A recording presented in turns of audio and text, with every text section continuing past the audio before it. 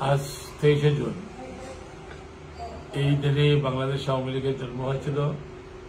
তখন জাতির পিতা সহ মৌলানা আব্দুল হামিদ খান ভাসানী, জনাব শামসুল হক সহ সকল নেতৃবৃন্দের প্রচেষ্টায় এই দলের সৃষ্টি হয়েছিল এবং পরবর্তী পর্যায়ে 1948 সালের পরে আওয়ামী লীগের নামের আগে ছিল আওয়ামী মুসলিম লীগ, সেটা 49 সালে সংশোধন করে আওয়ামী লীগ করা হয় এবং পরবর্তী পর্যায়ে জাতির পিতা বঙ্গবন্ধু শেখ মুজিব এই দলের প্রথম যুগ্ম সম্পাদক হিসেবে দায়িত্ব পালন করেন এবং তার দায়িত্ব পালন করার মাধ্যমেই ভাষা আন্দোলন থেকে আরম্ভ করে সকল আন্দোলন সংগ্রামে আওয়ামী লীগ অগ্রণী ভূমিকা পালন করে।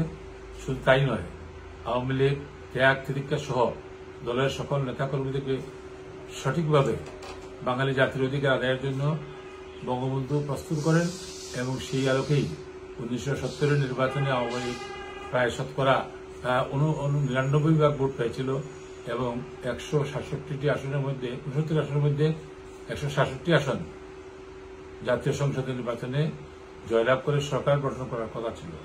কিন্তু জেনারেল এহিয়া সেদিন সামরিক শাসনকর্তা হিসাবে আওয়ামী লীগ অধিবেশন 3 তারিখ আহ্বান করেও পরবর্তী পর্যায়ে স্থগিত করে দিয়ে এটি নীল নকশা পাকিস্তানের পশ্চিম পাকিস্তানের নেতা জুলফিকার আলী ভুট্টোর নেতৃত্বে তারা এই সংসদ অধিবেশন স্থগিত করে।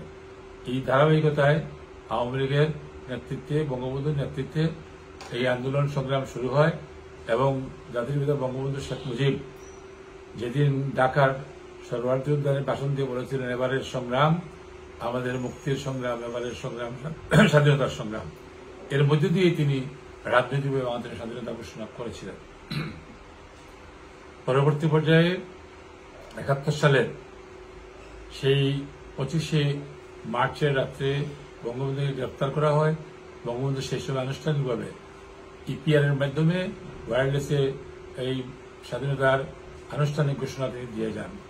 এরপরেই বাংলাদেশের স্বাধীনতা সংগ্রাম শুরু হয়। আমি একজন মুক্তিযোদ্ধা, সেদিন আমি চট্টগ্রামে ছিলাম। 25শে মার্চের রাত্রের তারিখে চট্টগ্রাম বিশ্ববিদ্যালয়ে আমরাও কিন্তু পাকিস্তানি পতাকা পরিয়েছিলাম। এই ধারাবাহিকতায় আজকের এই বাংলাদেশ আজকে জাতির পিতা সুযোগ্য কন্যা জননেত্রী শেখ হাসিনার নেতৃত্বে এগিয়ে যাচ্ছে এবং বাংলাদেশ আজকে নিরাপদ আছে তার কারণেই।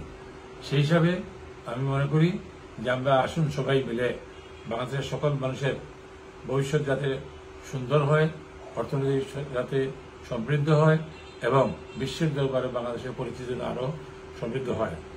বঙ্গবন্ধুকে ফিদেল কাস্ট্রো দেখে বলেছিল, আমি হিমালয় দেখিনি, আজকে আমি হিমালয় দেখলাম।